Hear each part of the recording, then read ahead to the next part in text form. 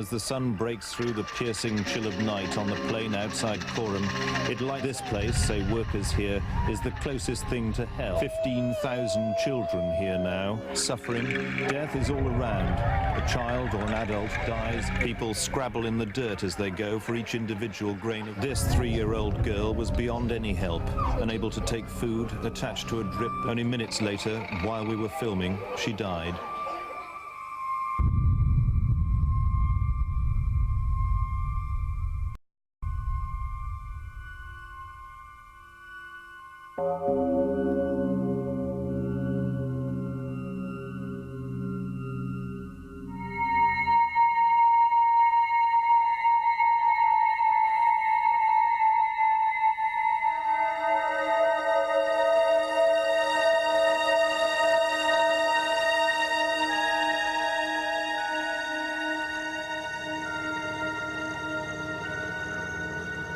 Well, it's another dawn in Coram. I hadn't wanted to come back here, but now I'm here. I'm glad I came.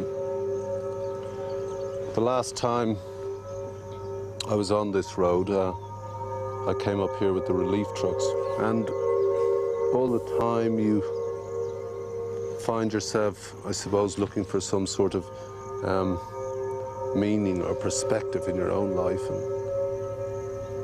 you come to some place like this with this sort of vision in front of you, and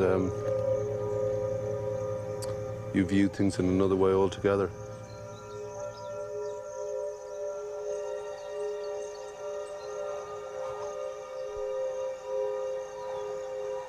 I read in the paper that Coram was a dust bowl, that the people were starving and the children begging for food. Well, they're not. It isn't. This is Coram now.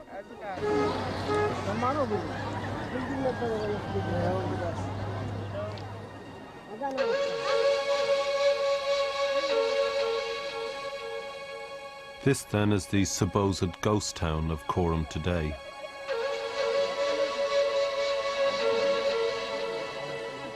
Boring, all right, but it's got a bowling alley, a few bars and cafes. It's got life, something it didn't have 10 years ago. Here they seem to think, in that awkward human way, that it's a lot less boring being alive than dead.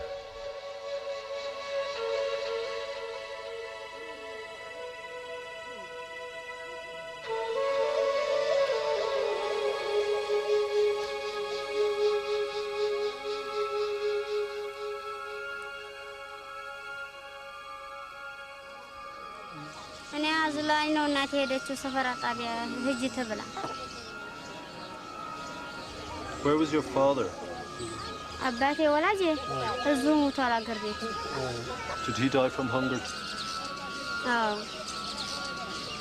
Your mother? What did she die from? ትንሽ ነኝ የዛው ወቅት እኔም ታሜ ልሞት ደርሼ ሞተች አሉ። ይዛ የተኛበት አለቀሱ። Do you remember any of the camp? ቆርቆሮ ቤት ነው አሞኝ የዛን ጊዜ ድክም ብያለሁ።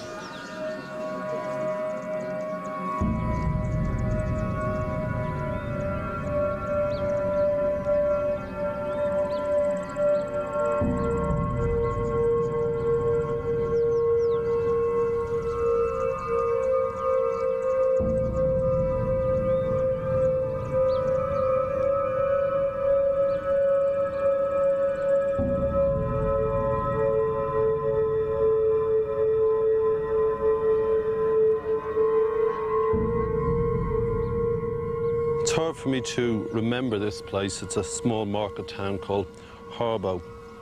Back then there was no green, and the streams of people you see walking past us today weren't bringing their animals and vegetables to market. They were bringing their distended bellies and their hunger and their dying children. There was no market anyway. There was nothing to sell and no one to buy it, but they thought that if they showed up here, maybe someone would find them and help, or at least they'd all die together. Well, someone did find them. And I have to ask you to use your imagination now, because beyond that almost impossibly beautiful view were the tin huts and the plastic sheets and the stink and the misery and the diarrhea and the flies and the dying. And those are the images that still crowd into my head when I look out at that view. But I knew that I was definitely in the right place when I jumped down here into this riverbed, because here revealed by this year's flash floods is the detritus of 1985, the flotsam and jetsam of famine. Here's an old hypodermic syringe medicine bottle, some of it's still in it. The needles. The tent pegs from that foul camp city. And here the oral rehydration packs, which were given to the children that were dying of dehydration and diarrhea. Ironically, thrown up again by the earth 10 years later, here are the medicines that you bought these people because of what you're watching again today.